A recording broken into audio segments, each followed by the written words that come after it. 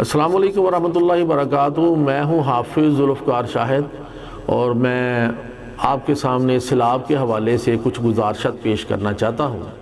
آپ کے علم میں ہے کہ آج اہل پاکستان برِ صغیر کی تاریخ کی بدترین ناگہانی آفت سے دوچار ہے۔ پاکستان کی آبادی کا ایک بڑا حصہ سیلاب کی بے رحم موجوں کی زد میں موت و حیات کی کشمکش میں ہے، اور وسیع زمینی رقبہ سمندر کا نقشہ پیش کر رہا ہے۔ کچے گروندے ہی نہیں، اچھی خاصی مضبوط عمارتیں پانی کی دیو ہیکل لہروں کے سامنے ریت کی دیوار ثابت ہو رہی ہیں۔ لاکھوں گرانے بے گھر ہو کر کھلے آسمان کے نیچے وقت گزارنے پر مجبور ہیں۔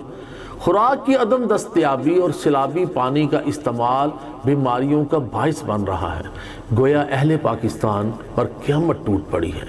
مذہبی لوگ اسے اللہ تعالیٰ کا عذاب اور محتاط الفاظ میں آزمائش قرار دے رہے ہیں، اور دانشور حضرات اسے سابقہ اور موجودہ اہل اقدار کی نااہلی، غفلت، خود غرضی اور نکمہ پن قرار دے رہے ہیں۔ میں آخر میں عرض کرنے کی کوشش کروں گا کہ اصلاً یہ کیا ہے۔ بہرحال اس حقیقت سے تو کوئی بقائم ہوش و حواس انکار نہیں کر سکتا کہ ایک قہر ہے جو ہم پر نازل ہو چکا ہے، وجہ اس کی جو بھی ہو۔ سرکاری اعداد و شمار کے مطابق حالیہ سیلاب اور بارشوں سے 4 کروڑ سے زائد افراد براہ راست متاثر ہوئے ہیں۔ سندھ میں تقریباً 1.5 کروڑ، بلوچستان میں 1 کروڑ 10 لاکھ، جنوبی پنجاب میں 48 لاکھ، خیبر پختونخوا میں 40 لاکھ اور گلگت بلتستان میں 25 لاکھ کے قریب لوگ متاثر ہوئے۔ متاثرین سے مراد وہ لوگ ہیں جن کا سب کچھ تباہ و برباد ہو گیا، نہ گھر بچا نہ سامان اور نہ ہی کوئی ذریعہ معاش۔ سرکاری اعداد و شمار کے مطابق سیلاب اور بارشوں سے جاں بحق ہونے والے افراد کی تعداد تقریباً 2000 کے قریب پہنچ چکی ہے۔ ملک بھر میں اب تک تقریباً 20 لاکھ گھروں کو نقصان پہنچا، جبکہ سیلاب اور بارشوں سے اب تک 10 لاکھ کے قریب مویشی ہلاک ہو چکے ہیں۔ بارشوں اور سیلاب سے 162 پلوں کو نقصان پہنچا ہے، 72 اضلاع بری طرح متاثر ہوئے ہیں، 151 شہروں میں تباہی آ گئی ہے۔ جس وقت سیلاب اپنے عروج پر تھا، پاکستان کا تقریباً 2/3 رقبہ زیر آب تھا۔ حقیقت یہ ہے کہ اصل نقصان سرکاری اعداد و شمار سے کہیں بڑھ کر ہوا ہے۔ پاکستان ایک جذباتی قوم ہے جو کروٹ تو ذرا دیر سے لیتی ہے، لیکن جب جاگ جاتی ہے تو قابل فخر مثالیں بھی قائم کرتی ہے۔ یہاں ایک حقیقت لازمی طور پر بیان کی جانی چاہیے کہ پاکستان کی مذہبی جماعتیں جو نارمل حالات میں ایسی کارکردگی نہیں دکھاتی کہ ہم ان پر اظہار اطمینان بھی کر سکیں، لیکن جب بھی ملک پر کوئی آفت نازل ہوئی، وہ 2005 کا زلزلہ ہو یا 2010 کا سیلاب، نام نہاد دانشور اور ان کے گروپ تو صرف بند کمروں میں فلسفے بگاڑتے رہتے ہیں، لیکن ان مذہبی جماعتوں کے کارکن جس طرح جان ہتھیلی پر رکھ کر متاثرین کی مدد کو پہنچے ہیں، وہ جدید دور میں اور کہیں نظر نہیں آتی۔ اگرچہ سیاسی جماعتوں نے بھی چندے اکٹھے کیے اور مالی امداد کی، لیکن اس موقع پر دور افتادہ آفت زدہ علاقوں میں خود پہنچ کر امداد کرنا انتہائی گراں قدر کارگزاری ہے، اور یہ کام جس جاں فشانی سے مذہبی جماعتوں کے کارکن اس مصیبت کے وقت میں کر رہے ہیں، اس کی تعریف اور تحسین کے لیے ہمارے پاس الفاظ نہیں ہیں۔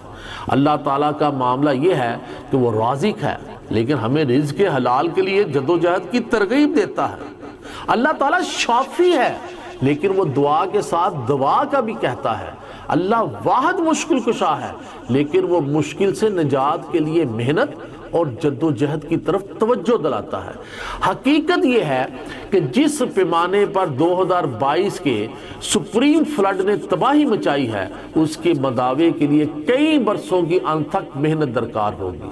کچھ ابتدائی تخمینوں کے مطابق حالیہ سیلاب سے معاشی سطح پر 10 ارب ڈالر روپے کا نقصان ہوا ہے۔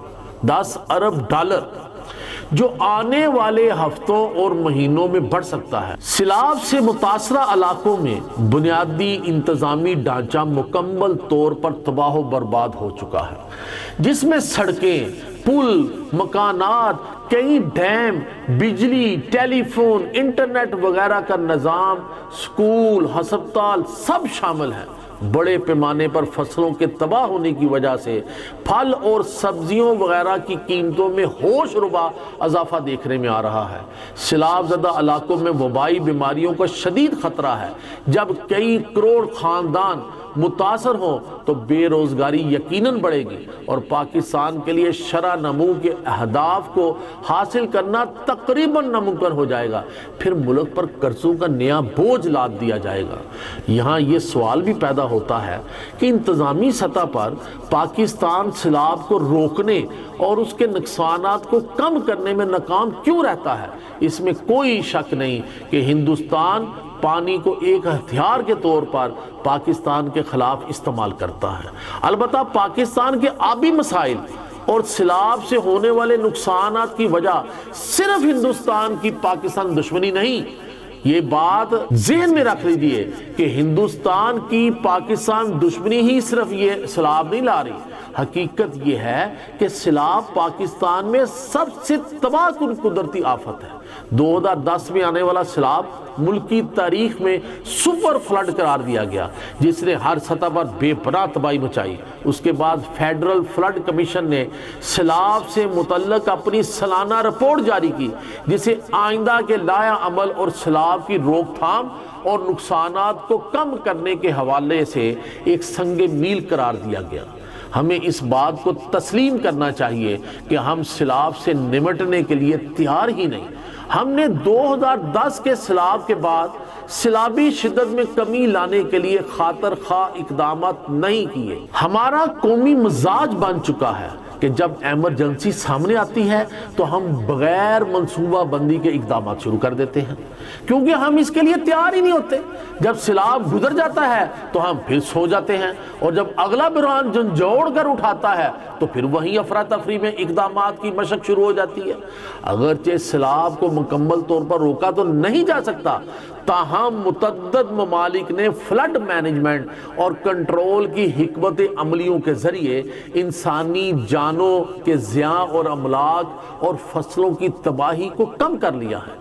اگر فیڈرل فلڈ کمیشن کی 2010 کی رپورٹ پر عمل درآمد کیا جاتا اور سیلاب اور دیگر قدرتی آفات کے تباہ کن اثرات کو زائل کرنے کے لیے کام کرنے والے ادارے، جن میں NDMA اور ارسا وغیرہ شامل ہیں، اس رپورٹ کی سفارشات کے مطابق تیاری کرتے تو 2022 کے سیلاب سے ہونے والے نقصانات کم ہوتے۔ رپورٹ میں جو سفارشات دی گئی وہ قابل غور ہے۔ میں آپ کے سامنے چند سفارشات جو بڑی کو خصوصی توجہ کی حامل ہے وہ رکھتا ہوں، تو آپ کو اس سے اندازہ ہو جائے گا کہ وہ سفارشات کتنی کارآمد تھی، لیکن ان کے اوپر عمل نہیں ہوا۔ اس میں سب سے پہلی بات یہ تھی کہ NDMA سمیت ڈیزاسٹر مینجمنٹ اینڈ کنٹرول کے تمام اداروں کی صلاحیت کو بڑھایا جائے۔ نمبر 2 پہ بات ہوئی کہ صوبائی اور ضلعی سطح پر فلڈ مینجمنٹ اور کنٹرول کے ادارے قائم کیے جائیں اور فلڈ کنٹرول کے واضح SOPs مرتب کیے جائیں۔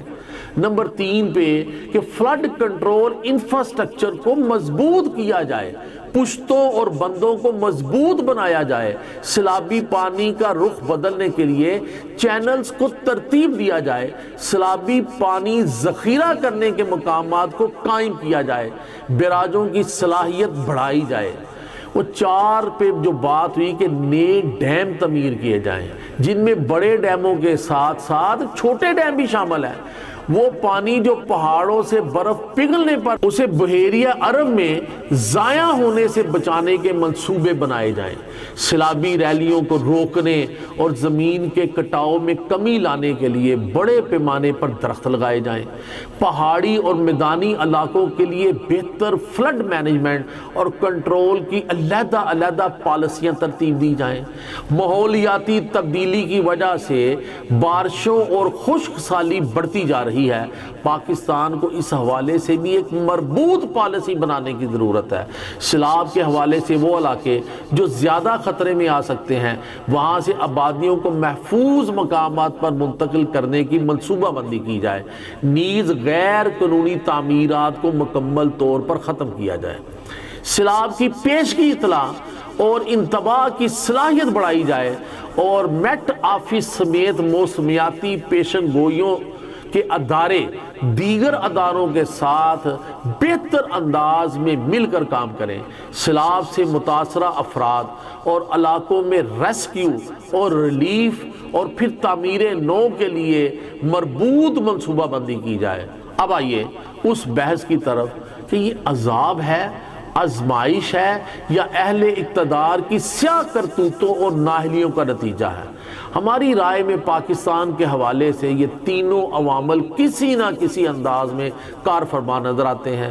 جہاں تک عذاب یا آزمائش کا تعلق ہے، کسی مسلمان معاشرے پر نازل ہونے والی آسمانی آفات عذاب بھی ہو سکتی ہیں اور آزمائش بھی۔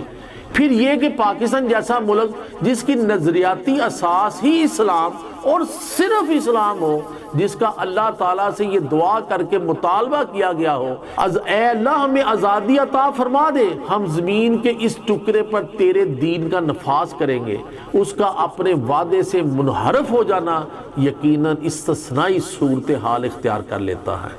اس پس منظر کے باوجود بحیثیت مسلمان یہ فیصلہ آسان کام نہیں بلکہ انتہائی مشکل کام ہے کہ یہ فرق کیسے کیا جائے۔ یہ عذاب ہے یا آزمائش ہے، اس پر بھی غور کرنا ہوگا۔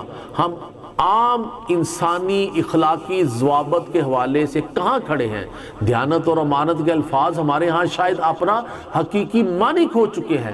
قومیت، فرقہ واریت اور لسانی عصبیت پر کس قدر خون بہایا جا چکا ہے، یہ کسی سے ڈکا چھپا نہیں کہ جھوٹ سچ کی جگہ لے چکا ہے اور دجل و فریب کو ایک آرٹ قرار دیا جاتا ہے۔